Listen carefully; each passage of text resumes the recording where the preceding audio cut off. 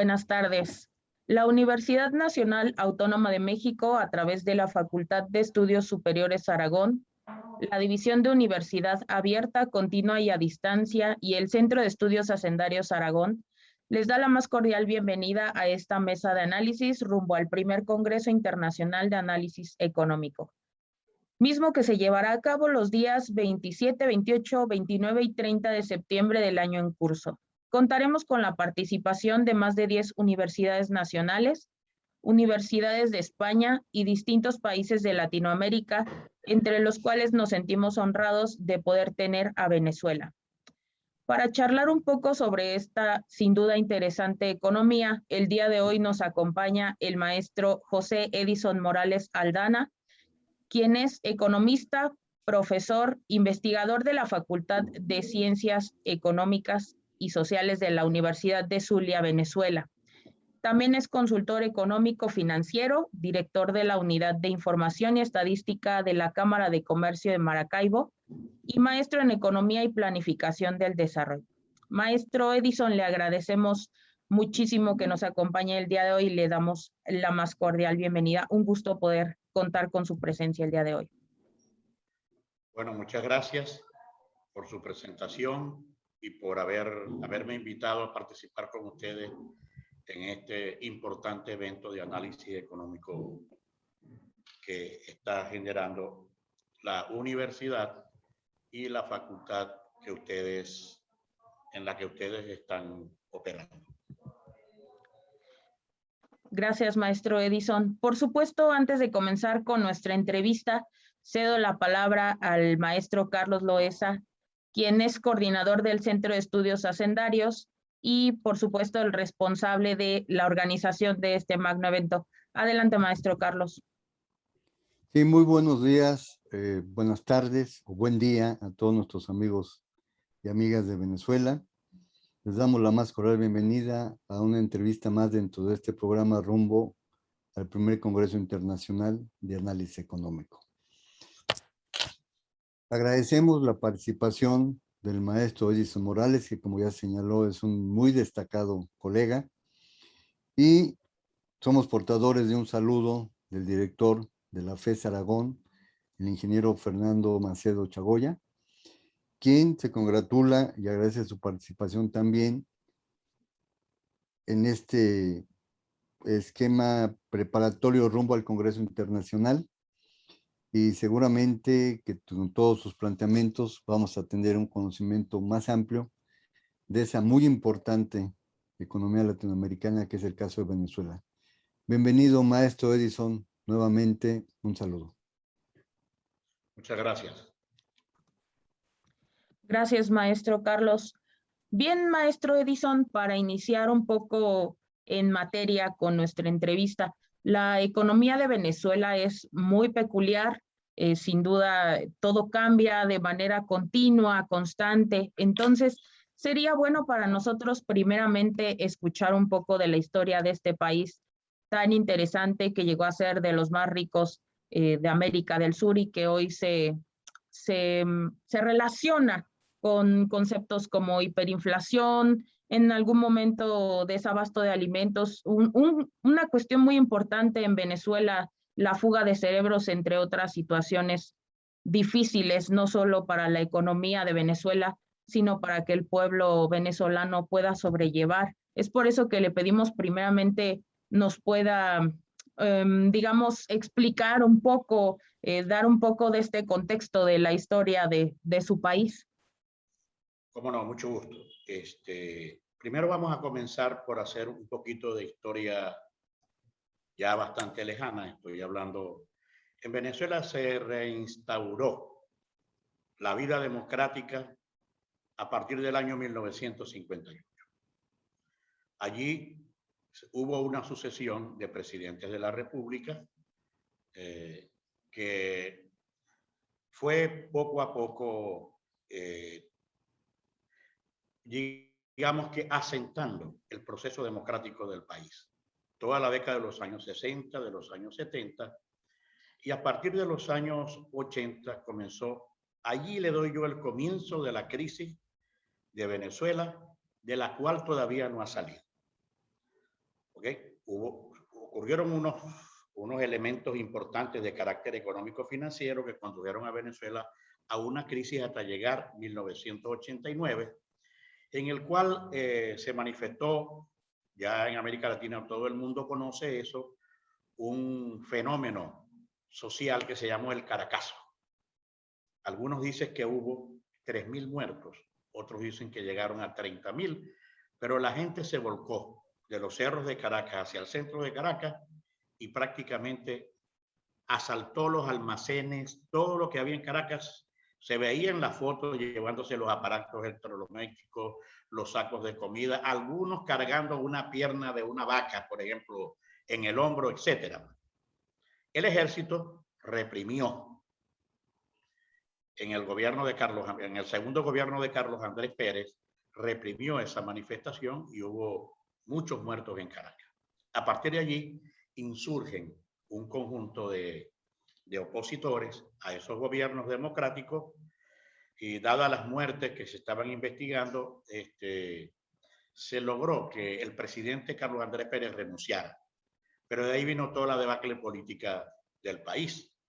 A pesar de que se sostuvo tan valientemente ese proceso democrático, volvió nuevamente una cara ya conocida de Venezuela en los años 70, el doctor Rafael Caldera, y terminó en 1999. Pero previo a eso hubo un golpe de Estado militar, ¿sí?, conducido por el teniente coronel Hugo Chávez Frías, que fue llevado a la cárcel y el propio presidente Caldera lo indultó. Chávez salió de la cárcel a ser candidato presidencial y ganó abrumadoramente las elecciones de 1999. ¿Por qué las gana? Sencillamente porque la pobreza había aumentado en Venezuela, las aspiraciones del pueblo venezolano habían sido totalmente truncadas a aquella época dorada de los años 70 y de los años 60 en Venezuela. Entonces, el líder carismático surge y llega a ser presidente de Venezuela. ¿Okay? Chávez asume esas aspiraciones del pueblo venezolano y le dice que con él van a estar mejor.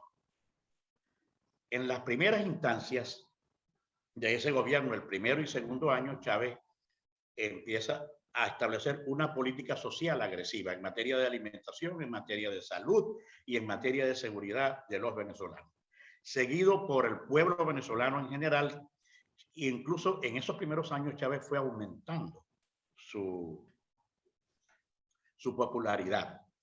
Sí, se establecieron hospitales que se llamaron CDI en casi todos los barrios de Venezuela, se importaron médicos cubanos, se otorgaron alimentos gratuitos, se establecieron un conjunto de planes educativos importantes que ellos llamaron misiones. Sí, un conjunto de misiones educativas, de salud, etcétera, etcétera. Pero lo que no se vio en esos primeros años fue el inmenso gasto fiscal que estaba Chávez operando en ese momento. Es decir, un gasto fiscal sin medida, y eso se logró porque en esa fecha, todos debemos recordar, incluso en México, empezaron a crecer los precios del petróleo más o menos hasta el año 2008. Entonces, el gobierno de Chávez asumió que los precios del petróleo iban a ser infinitos, que el crecimiento de los precios iba a ser infinito, que no se iba a parar. En el año 2008 se encontraron con una realidad totalmente contraria y los precios del petróleo prácticamente se desplomaron producto de aquella famosa crisis financiera. Sin embargo, Chávez siguió gastando. Le voy a dar esta cifra que es importante. Siguió gastando como si Venezuela estuviera vendiendo petróleo a $200 por barril, ¿sí?, cuando los precios del petróleo estaban a un nivel excesivamente mucho más bajo. Ahora, ¿cómo se logró seguir, yo diría que el populismo de ese periodo gubernamental con una dependencia importante de lo que nosotros en Venezuela llamamos renta petrolera y que conducía a un elevado crecimiento de la deuda externa? Chávez se endeudó por todas partes, en el mercado financiero internacional, con organismos multilaterales, y por supuesto con algunos países que ya lo estaban apoyando en ese momento, que eran Rusia y China. Posteriormente también entró Irán. Bueno, Chávez muere en el 2012, pero deja el país, digamos así, económicamente en la ruina. El país no podía seguir soportando esas características de gasto fiscal excesivo, de aumento de la deuda externa, que se constituyeron en una carga fiscal y presupuestaria extremadamente altísima, que afectó los presupuestos venideros del 2013. Y en el 2013 gana un alfil de él, que se llama el hoy presidente Nicolás Maduro Moros. Nicolás Maduro, en lugar de revertir esa política expansiva, siguió la misma política importante y fue el que trajo las consecuencias de lo que hoy conocemos en Venezuela como el colapso de la economía venezolana. Una cifra: en el año 2013, cuando Maduro llegó al poder, Venezuela producía como Producto Interno Bruto 296.000 millones de dólares. Y en el año 2020, ahí está el elemento del colapso, solamente está generando 47.000 millones de dólares. Eso es una barbarie. Eso es una barbarie. Venezuela apenas tiene el 17% del potencial productivo que tenía en el año 2013. ¿Okay? Nunca quiso abatir el problema de la inflación, que creció también durante los gobiernos de Chávez y en los comienzos de su gobierno. Sí, la inflación se convirtió de una inflación moderada a una inflación galopante hasta llegar en el año 2017 a una hiperinflación. ¿Así? Teóricamente se supone que hay 3, 4 teorías que todavía se estudian, pero la teoría más importante es que si un país tiene 50 o más % de inflación durante 3 meses seguidos, ya entró en hiperinflación. Venezuela entró en hiperinflación y a esta fecha seguimos en hiperinflación. Y seguimos en hiperinflación. Pero no es que es una hiperinflación de 1000%. Llegamos a tener una hiperinflación en el año 2019 de 4.500%, por ejemplo. ¿Sí? ¿Y por qué se produce esta hiperinflación y se mantiene la hiperinflación en Venezuela? Por un fenómeno muy importante que se explica desde el punto de vista de la teoría monetaria. El Banco Central de Venezuela asume unos bonos que le emiten las empresas financieras, fundamentalmente la empresa petrolera venezolana PDVSA, y con esos bonos de la nada financia el gasto fiscal, es decir, un dinero sin respaldo. Y ese dinero sin respaldo sale a la actividad económica a buscar un conjunto de bienes que no los va a encontrar porque es excesivo. Y por otra parte, otra vertiente de ese dinero se va hacia la compra de moneda extranjera, presionando al alza del tipo de cambio. Después explico un poquito qué significa eso, pero eso es la cosa más importante. Entonces, fíjense bien, como una primera conclusión de este aspecto. Colapsa la economía venezolana. 17% de su potencial productivo en el 2013 apenas. Si la torta era así, ahora la tortica es pequeña. Y una tortica pequeña es muy difícil repartirla, ¿verdad que sí? Cuando la familia es pobre y alguien cumple años, le van a repartir la torta, entonces le toca una oñita a cada uno miembro de la familia. Así estamos en Venezuela en este momento y esa es la razón, como que Dulce me preguntaba cómo era el salario mínimo, precisamente es eso, pues. No hay como repartir la torta en Venezuela en este momento. ¿Okay? Aparte de eso, nos llega como decimos aquí en Venezuela, la maldición de Tutankamén, ¿no? ¿Sí? La famosa momia egipcia. ¿Cuál fue la maldición? Nos llegó la pandemia. La economía colapsada, en hiperinflación, ¿verdad? Y entonces nos toca la pandemia. Nos toca la pandemia. Aquí se declaró la pandemia llevo 10 minutos. Ya voy a terminar. Aquí se declaró la pandemia el 13 de marzo del 2020. 20. Sí, ¿no? El 13 de marzo del 2020. Imagínense ustedes cómo estamos nosotros en este momento.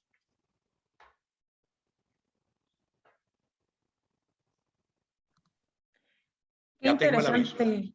Qué interesante, maestro Edison. No se preocupe, nosotros, de verdad que es muy impactante el escuchar la historia de su país. De verdad que sin duda para la economía es un caso sumamente interesante de observar. Hablando justamente como de la situación actual, ya nos comentaba un poquito de toda esta historia, de todos estos sucesos que han venido ocurriendo. Hablando de la situación actual, se han presentado varias actualizaciones a su moneda. Por ejemplo, en este momento puedo recordar en 2007, en donde se crea el Bolívar Fuerte. Si digo algo, usted corríjame con total libertad. En donde se presenta el Bolívar Fuerte con 3 ceros menos, son reemplazados en 2018 por el Bolívar Soberano con 5 ceros menos. Y actualmente, ayer investigaba un poco que en el mes de octubre de 2021 está por venir una nueva reconversión en donde se piensa retirar 6 ceros nuevamente a la moneda, que, bueno, para la primera semana de septiembre 2021 se encuentra sobrepasando su tipo de cambio los 4 millones de bolívares por dólar en medio de una economía prácticamente dolarizada de manera no oficial, con un salario mínimo promedio, como ya nos comentaba un poquito para el venezolano, de 10 millones de bolívares, entre los cuales se encuentran 7 millones como un salario y 3 millones de lo que manejan como un bono. ¿Qué pasa actualmente en la economía venezolana? ¿Aún tienen esta situación de crisis de efectivo de la cual se viene hablando ya desde hace muchos años en Venezuela y por supuesto de alimentos, de insumos que se ha observado en su economía? ¿Qué nos puede platicar sobre el panorama actual de su país, maestro Edison? Pero necesito también unos 3 o 4 minutos para explicar otras consecuencias. Usted tómelos, maestro Perfecto. Edison. La mala gestión macroeconómica del gobierno y la mala gestión, diríamos, de los famosos gerentes públicos de Venezuela fue lo que también contribuyó a la crisis. PDVSA llegó a ser en algún momento la primera empresa petrolera del mundo. No era Pemex, ni era esta, ni era Aramco, ni era nadie, era PDVSA. ¿Okay? Hoy PDVSA está en ruinas. Está en ruinas porque el populismo metió en la cabeza a estos señores presidentes, Chávez y Maduro, que PDVSA podía ser utilizada para otra cosa que no fuese la exploración, producción y mercadeo de petróleo o de exportación de petróleo. Entonces a PDVSA se le asignaron una cantidad de funciones que ustedes no se imaginan. A PDVSA le destinaron producir soluciones habitacionales. Le destinaron que tenía que contribuir a la producción del agro venezolano. Le destinaron que tenía que dar subsidios a la población venezolana. Le destinaron también que tenía que construir empresas distribuidoras de alimentos para la población. Bueno, ustedes se pueden imaginar, ¿no? Que usted es gerente de una empresa en México y que usted esté dirigiendo la tecnología y la innovación de esa empresa y le digan, no, además de eso, usted va también a distribuir alimentos. Imagínense ustedes lo que eso significa. Significa desviar totalmente el sentido de lo que es una empresa petrolera de carácter mundial. Bueno, PDVSA quebró, pues. Las instalaciones de PDVSA están en la ruina. Y eso va acompañado de una caída brutal del parque refinador del país.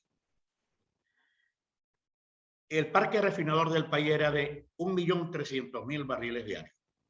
¿Ok? Estoy hablando de 1998, 1999, cuando este gobierno que todavía está en el poder llegó. Y ahora, en el 2013, cuando entra Maduro al poder, el parque refinador solamente refina 703.000 barriles diarios. Y la última cifra que tengo del 2021 es que el parque refinador solamente está refinando 400.000 barriles de crudo diario. Imagínense ustedes lo que eso significa para un país que es dependiente de los ingresos petroleros de una renta petrolera. ¿Ok? Entonces, al desaparecer PDVSA, por supuesto, viene el colapso de la economía venezolana. Y viene, entonces, lo que les quería decir, el elemento social de la crisis. Voy a dar algunas cifras para que ustedes las tengan presentes. En la última encuesta que se hizo, regional acá, pero también es encuesta nacional de un organismo internacional que se llama Cáritas. Los padres venezolanos comen una vez al día. ¿Por qué comen una vez al día? Porque necesitan que sus hijos coman. Entonces, la comida que le toca a ellos, se las dan a sus hijos. O sea, el promedio general de 70% de los padres comen una sola vez al día. O sea, el hambre cunde y en consecuencia la desnutrición cunde tanto infantil como en la adultez. Eso es una cosa bien importante. Como no hay ingresos fiscales para poder financiar el gasto fiscal, los hospitales colapsan. Y aquí quiero agregar un ingrediente. Llega la pandemia y nuestros hospitales están totalmente colapsados. ¿Sí? El que llega enfermo de COVID tiene 70 u 80% de morirse en el hospital porque no hay casi posibilidades de atender esa enfermedad que, por supuesto, es pandemia y ahora ya nos está diciendo la Organización Mundial de la Salud que es endémica, pues. Así que con ella vamos a sobrevivir mucho tiempo. Todavía los hospitales de Venezuela no tienen la capacidad de atender ese problema. Y el otro es uno de los más importantes que casi nadie ve, el éxodo, la diáspora. Sí, de acá se han ido, ACNUR dice que son casi 5 millones de personas. Unos dicen que son 4 millones de personas, otros dicen que son 4.500.000. Pero lo que se fue el potencial productivo de la mano de obra más preparada del país. Doy el caso de mis hijos. Tengo uno en Perú, ¿no es así? Generando valor agregado para Perú en una transnacional cervecera. Tengo uno generando valor agregado para los Estados Unidos también. Así, generando Producto Interno Bruto para los Estados Unidos en una empresa tecnológica. Y tengo otra también generando lo mismo en los Estados Unidos. Entonces yo digo, ese potencial que estuviera en Venezuela de recursos humanos, estuviera generándole mucho, estuviera dándole mucho a esta economía de Venezuela y por supuesto a su sociedad y a sus familiares. Es tanto así que les doy otro dato importante sobre eso. Hoy las remesas que envían los venezolanos en el extranjero son mucho mayores que cualquier ingreso que Venezuela tuviese desde el punto de vista fiscal. Es decir, las remesas son más altas que la recaudación fiscal del CENIAT como organismo tributario nacional. Son más altas las remesas. Estamos viviendo en este momento de la remesa y está cerca también de los ingresos que vienen del petróleo, que por supuesto también colapsaron. Entonces, desde el punto de vista social, salud, educación, Venezuela está colapsada también. ¿Okay? Entonces voy a lo tuyo, a la pregunta. ¿Por qué se le quitan 3 ceros en el año 2008 a la moneda? Porque, por supuesto, hay una capacidad que tienen las computadoras, los cajeros electrónicos individuales que están en la calle o están metidos en los bancos. Entonces, meter una cifra con 6 ceros es mucho más alta que meter una cifra con 2 ceros. Entonces, bueno, se eliminó. Pero lo que no se hizo ni en el 2008, ni se hizo en el 2018, ni se va a hacer desde el 1 de octubre del 2021, es que si usted le quita ceros a la moneda, por supuesto, ahora le vamos a quitar 5 ceros. ¿No es así? Y entonces, lo que tenía 5 ceros, si usted tenía, por ejemplo, la cifra de 29 millones, ¿no? Y usted le quita 5 ceros, le van a quedar 290 bolívares. ¿De acuerdo? Eso es lo que le van a quedar quitando. ¿No es así? Bueno, entonces, cuando la gente ve, yo digo, en mi opinión como economista, lo que ve es una ilusión monetaria. Así ve, ahora lo que vamos a pagar son 290 millones, ¿no? Entonces eso es una ilusión monetaria para la gente común y corriente que no atiende que no entiende ese proceso. ¿Qué pasa entonces? Que el gobierno colateralmente no hace lo que tiene que hacer, que es seguir financiando el gasto fiscal con dinero sin respaldo. La solución de Venezuela con respecto a esto no es hacer una reconversión monetaria, no es sacar o acuñar una nueva moneda con cifras más bajas, es eliminar ese gasto fiscal pervertido que es el que genera hiperinflación en Venezuela. Por eso, yo les digo a ustedes que lamentablemente, por supuesto, allí no hay gestión de ningún tipo. El presidente del Banco Central de Venezuela es un abogado, creo que es civil o mercantil, que no sabe lo que es una política monetaria, cuáles son los instrumentos monetarios que se manejan para poder eliminar la problemática monetaria de Venezuela. Les voy a dar otro ejemplo que es importante para nosotros, Dulce. Nosotros, el gobierno elevó el encaje legal. Ustedes se van a asombrar con la cifra que les voy a dar. A 100%. ¿Qué significa eso, Carlos? A 100%. ¿Qué significa eso? Que todo lo que reciba cada banco lo tiene que guardar en el Banco Central. Exacto. Todo lo que reciba cada banco. O sea, mató al crédito. Y tú sabes, desde que nacieron los bancos en esta humanidad, lo importante es que la economía gira en torno al crédito. Si no hay crédito, no hay economía prácticamente. ¿Correcto? Bueno, entonces en Venezuela tenemos muerto el crédito. Al tener muerto el crédito, tienes muerta la inversión. ¿No es así? Tienes prácticamente colapsada la inversión. No hay inversión en Venezuela. Inversión productiva, no inversión financiera, sino inversión que se haga para seguir produciendo. Lamentablemente, entonces, esa es una política nefasta, originada en un banco central que no sabe lo que es la más mínima idea de lo que es una gestión monetaria. Qué interesante, maestro Edison, sin duda alguna, sobre todo estos comentarios de la inversión, del crédito. Tengo la fortuna de contar con un buen amigo venezolano que justamente me comentaba cosas tan curiosas como que a veces para recibir el cambio hacen transferencias o es para ustedes muy común utilizar medios electrónicos, pero que también es sumamente complicado, digamos, hacer este tipo de transacciones porque la tecnología no ha tenido esta oportunidad de irse renovando, la situación que a veces hay en cuestiones de cortes en luz eléctrica y bueno, una serie de situaciones complejas que vuelven aún más difícil algo tan sencillo como pagar un caramelo o comprar algún alimento. De igual manera, maestro Edison, me gustaría comentarle que por supuesto que es importante detectar la problemática que existe en un lugar, pero sin duda alguna es igual de importante poder encontrar las posibles soluciones que pudiera tener dicha situación.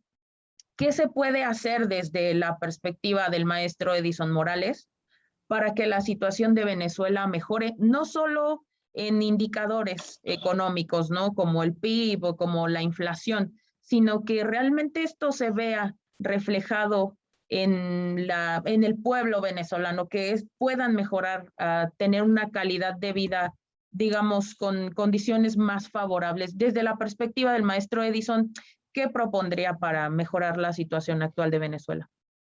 Bueno, cómo no. Antes de comenzar, hay otras cosas que se me van viniendo para el análisis. Yo necesitaría 2 horas para explicar esto, ¿no? Pero el valor del bolívar se pulverizó. O sea, que no existen los bolívares. Maneja el pueblo común y corriente que se monta en una buseta, que se monta en un taxi y paga con el efectivo. Pero el efectivo es apenas un 2-3% del total de la emisión que se hace semanalmente o diariamente en el país. Un 2-3%, eso no existe. Al no existir eso y al perder totalmente su valor el bolívar, la economía se dolariza. Tú me lo mencionaste, creo que al comienzo por allí, la economía está dolarizada totalmente, pero dolarizada informalmente, no formalmente. ¿Ok? Entonces, hay otro problema que tranca las transacciones en Venezuela. Si yo tengo $20 y voy al mercado, entonces digo, bueno, yo quiero gastar $10. Ay, señor, no tenemos el vuelto para los otros 10. Así que tiene que gastar los otros 10. ¿Me entiendes? No hay posibilidades del desarrollo de intercambio formal con los dólares. Entonces, todo el mundo dice, no, la economía está dolarizada, por supuesto. Estará dolarizada para algunos, pero para el que gana $20, $30, al final siempre tiene que gastar lo poquito que se ganó y que lo tenía calculado para 15 días, lo tiene que gastar prácticamente en una compra porque no hay vuelto. Y si no hay vuelto, entonces tiene que dejar su compra en el mostrador e irse para su casa, porque no puede adquirir los alimentos o los productos de higiene del hogar, o comprarse un pantalón o comprarse una blusa. Pues.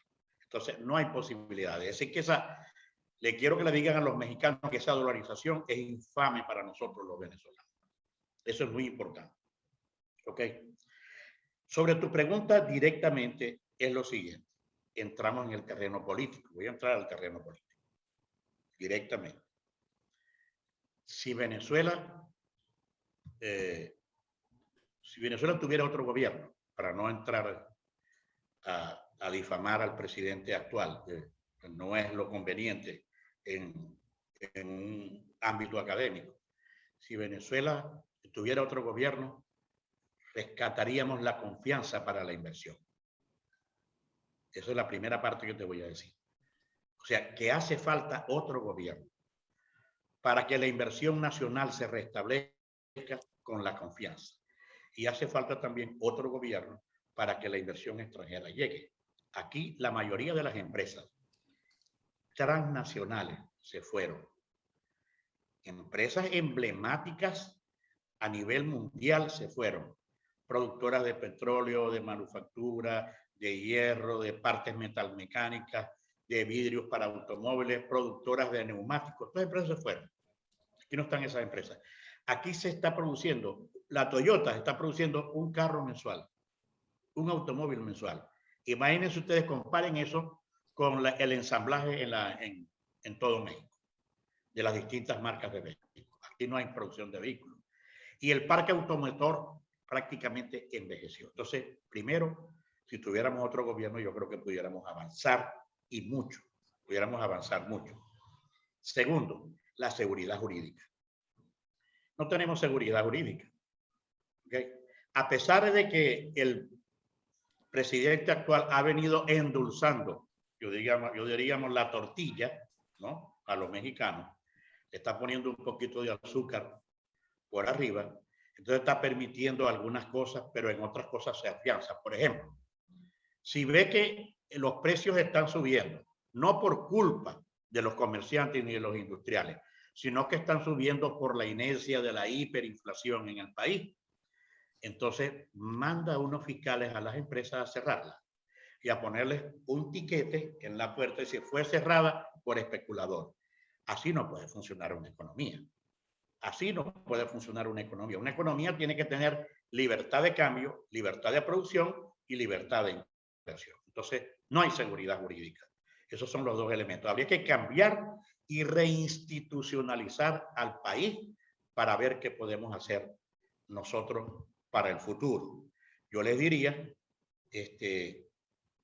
hay una gran cantidad de ideas que se han producido. Esta mañana, en esta oficina en la cual yo estoy, que es de Fede Cámaras a nivel regional, esta mañana expusimos todas las ideas de lo que se puede hacer para reactivar la industria petrolera, para reactivar la producción agropecuaria, ganadería y pesca y la agricultura vegetal. Expusimos también qué se puede hacer para recuperar la industria metalmecánica, para recuperar el lago de Maracaibo, que está perdido también, y para recuperar los indicadores sociales en materia de hospitales y educación, que no les he dicho. La educación se perdió en Venezuela. En Venezuela no existe la educación. Los niños casi todos tienen más de un año sin asistir al colegio. ¿Y por qué razón? Porque además de que no pueden asistir al colegio, no hay internet. En Venezuela es muy baja la capacidad de internet que los niños tienen. La poca clase media que queda en Venezuela tiene internet. Por ejemplo, mis nietos, y pueden ir o pueden hacer las tareas bajo internet. Pero el 70% de los niños que están en los barrios no tienen internet, no puede estudiar. Y entonces el atraso en la educación es totalmente lastimoso para una sociedad como la nuestra, que fue próspera hace mucho tiempo. Entonces, yo te puedo decir eso. O sea, hay una gran cantidad de propuestas que nosotros tenemos, que estamos elaborando, pero no hay ninguna oportunidad.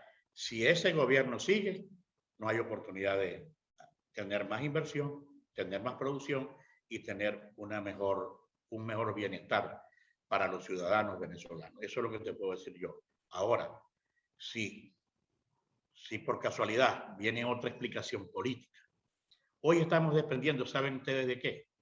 De lo que ocurre en México. Ya saben, ¿no?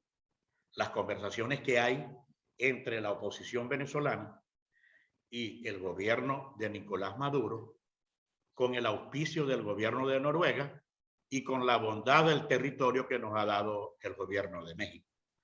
De eso depende lo que tú me estás diciendo también.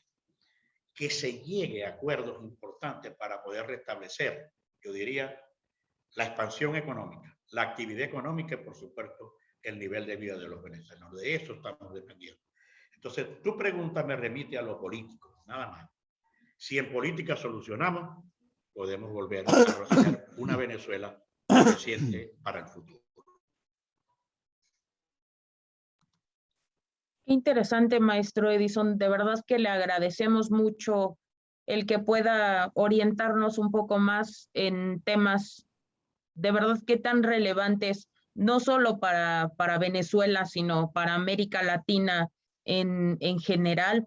Maestro Edison, definitivamente la economía venezolana ha tenido un entorno sumamente complicado por todas estas variables que hemos estado platicando en esta charla y muchas más que por supuesto no nos alcanzaría el tiempo para analizar una economía tan interesante como es la economía venezolana. Pero aunado a esto, se suma, como en el resto del mundo, la actual crisis derivada por COVID-19. Le agradeceríamos muchísimo si nos platica un poco sobre el sector salud de su país, que sabemos que está en condiciones de verdad complejas, y también sobre los esquemas de vacunación. Y con esto, para ir cerrando nuestra entrevista, ¿qué podemos esperar para la economía venezolana en los próximos años? Pero cómo no. La primera cifra que podemos dar con respecto a la pandemia, la primera opinión, vamos a decir así, es que nos agarró desprevenidos. Y desprevenidos por un solo hecho: colapso de la economía venezolana y, por el otro lado, hiperinflación. El gobierno, desnudo completamente, no tiene cómo financiar el gasto fiscal. Y, por supuesto, si no tiene cómo financiar el gasto fiscal, no recauda impuestos ni le llegan suficientes ingresos petroleros, entonces el gobierno está, yo diría, como aquella película que hace muchos años salió, que fue muy interesante, que se llamaba Atrapado sin salida. ¿Okay? El gobierno está atrapado sin salida. El gobierno está siendo ayudado por muchas vertientes. Está siendo ayudado por Rusia, que le proporciona la vacuna Sputnik, y China, que le proporciona una vacuna que se llama Sinopharm, y otra Sinovac, y así sucesivamente, y algunos otros gobiernos, incluyendo la Organización Panamericana de la Salud y la Organización Mundial de la Salud, está siendo ayudada. Venezuela es el último país de toda América Latina en materia de vacunación total con 2 dosis. ¿Cuánto se ha vacunado? De lo que queda en Venezuela de población, un 12%. Eso es lo que hay. No hay más nada. Un 12%. Se dan hechos dolorosos. Usted va y se vacuna con la vacuna Sputnik, primera dosis, lo mandan a ir a vacunarse en su cartoncito y le dicen, venga dentro de 21 días. Dentro de 21 días usted va y dice, no, es que no ha llegado a la vacuna Sputnik. Y lo mismo ocurre con la Sinopharm China y con otras vacunas que han llegado a Venezuela. Entonces, se supone que el efecto de la vacuna dura entre 90 y 120 días. En eso está confiando el gobierno para que le lleguen nuevas vacunas y aumentar el total de población vacunada, que en este momento, les repito, es del 12%. Ahora, yo tengo unas ideas, ¿no?, que están, yo diría, preñadas de bondad y de buenas intenciones, que se las quiero dar. ¿Ok? Se las quiero dejar para el manejo de la pandemia en Venezuela. El primer elemento que tenemos que nosotros ver es que, igual que en México y que en todos los países latinoamericanos, es que el virus ha provocado, la pandemia ha provocado un cambio en los patrones habituales de interacción social y productiva de la población. Eso está reconocido mundialmente. La reducción de muchas actividades económicas se ha dado porque son muy vulnerables al contagio. Por ejemplo, es el caso de los sectores informales de la economía, en los cuales la interacción es muy cerca y por ahí viene un gran contagio del COVID-19, ¿correcto? Y también ha habido una reducción de las inversiones en el país. Una reducción importante de las inversiones en el país porque dicen, bueno, si no podemos operar, nos vamos, pues. Y entonces, al irse la inversión, menos producción, menos valor agregado para la economía y, por supuesto, peor para la población de Venezuela. Y en consecuencia, todo eso nos ha llevado a una fuerte contracción del consumo. Ok. La movilidad de la población se redujo demasiado en Venezuela. Yo creo que en México también se redujo en los primeros tiempos, pero ya bien entrado el 2021, las cosas están un poquito mejor. Aquí no es así. Les voy a contar lo que está pasando aquí. No sé si Dulce logró investigar eso con su amigo, pero es bien importante esto. El gobierno estableció desde el principio, marzo del 2020, una política de lo que él llama 7+7, que pone 7 días de una participación radical en las actividades económicas. ¿Qué es eso? Que él incluso seleccionó. La ferretería puede abrir a las 10 de la mañana, pero tiene que cerrar a las 2 de la tarde. ¿Ok? El supermercado y la farmacia sí lo pueden hacer, pero hasta las 6 de la tarde. Fíjense ustedes lo que significa esa barbaridad para la contracción de las ventas de esas actividades económicas, y así con muchas actividades económicas. La otra semana que viene, entonces, es semana flexible. Es decir, tú puedes abrir totalmente y vender y todo, pero ya tú has perdido una gran cantidad de ventas en la semana radical. Entonces, nosotros estamos pidiendo que eso sea totalmente eliminado, porque ¿saben qué está comprobado en Venezuela? Que la expansión del virus no está dentro de las empresas. La expansión del virus está prácticamente en la interacción de los propios hogares, cuando el informal sale a la calle a buscar su sustento y lo trae para su casa. Entonces, esa es una de las cosas que quería mencionarles, que en ningún otro país está, solamente en Venezuela. Es una peculiaridad de Venezuela. ¿Ok? Y en consecuencia, bueno, a uno lo que le queda es decir, ¿qué podemos hacer con la pandemia para una recuperación económica? ¿Ok? La primera es un conjunto de acciones que tienen que hacerse para recuperar y generar nuevos empleos que mitiguen prácticamente la destrucción de los ingresos ocasionados por la reducción de las actividades económicas. ¿Okay?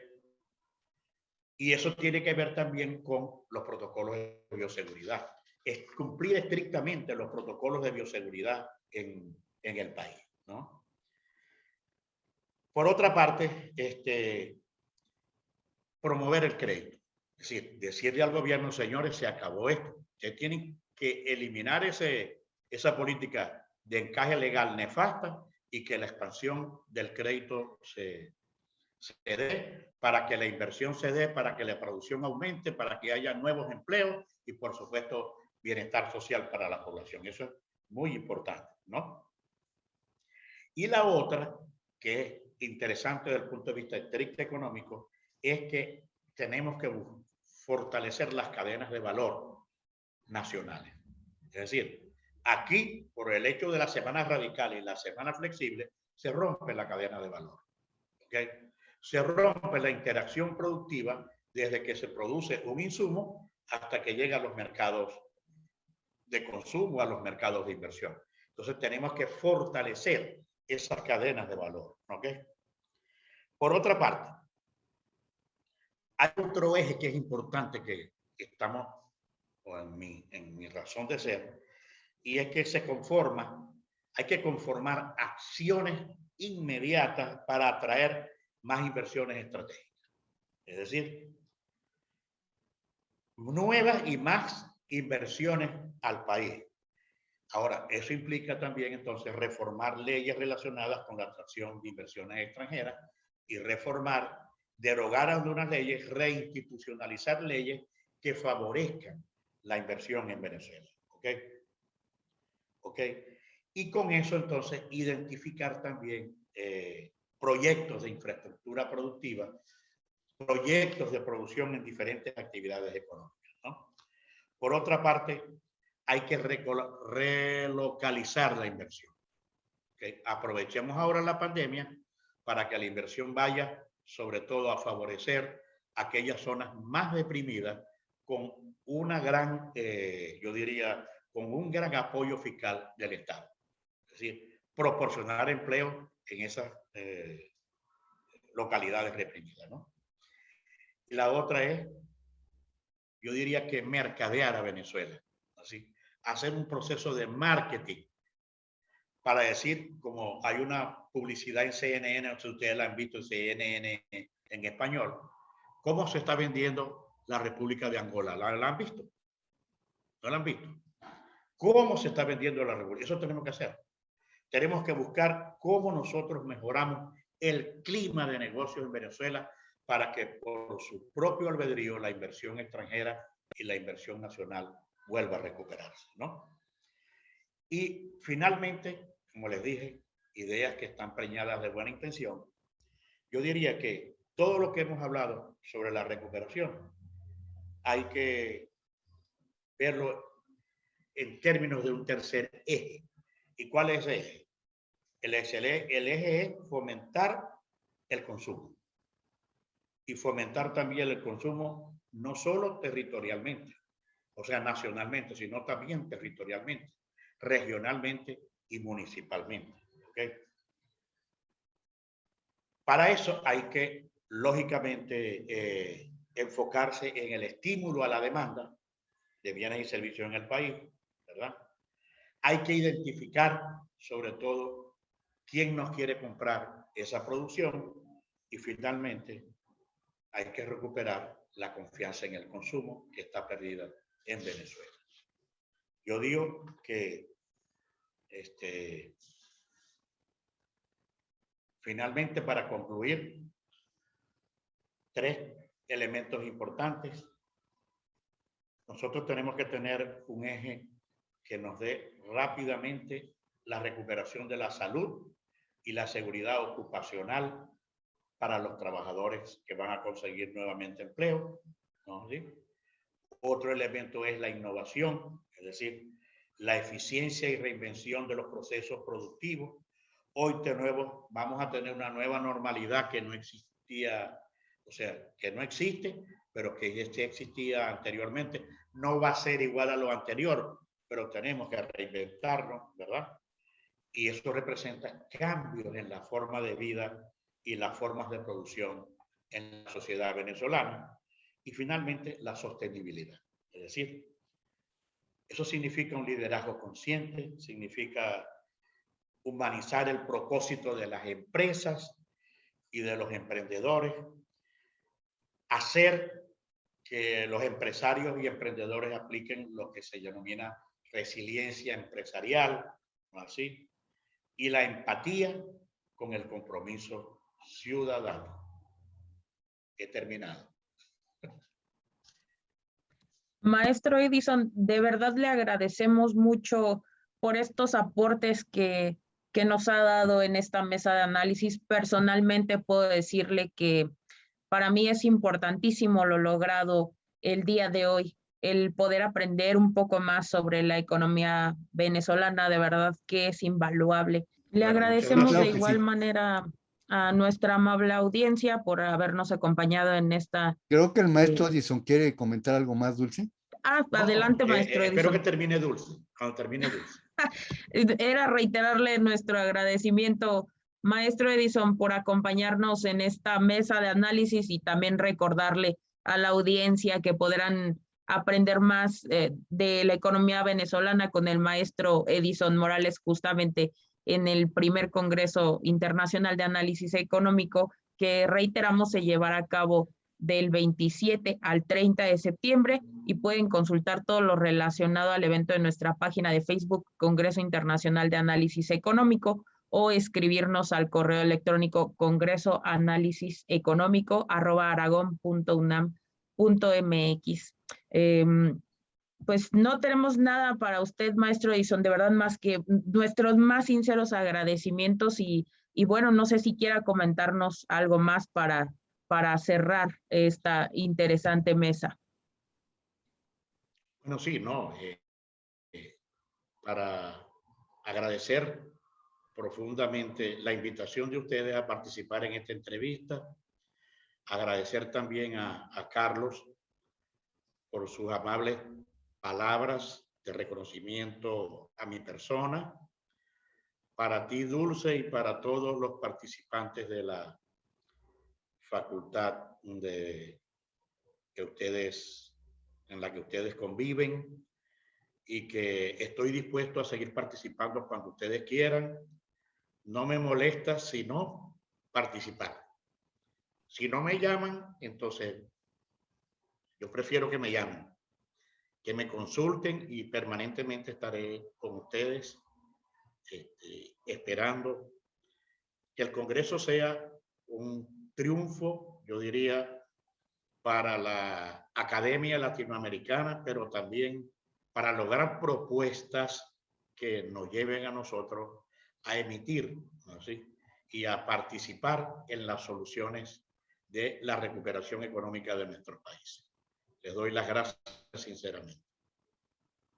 Nuevamente, gracias, maestro.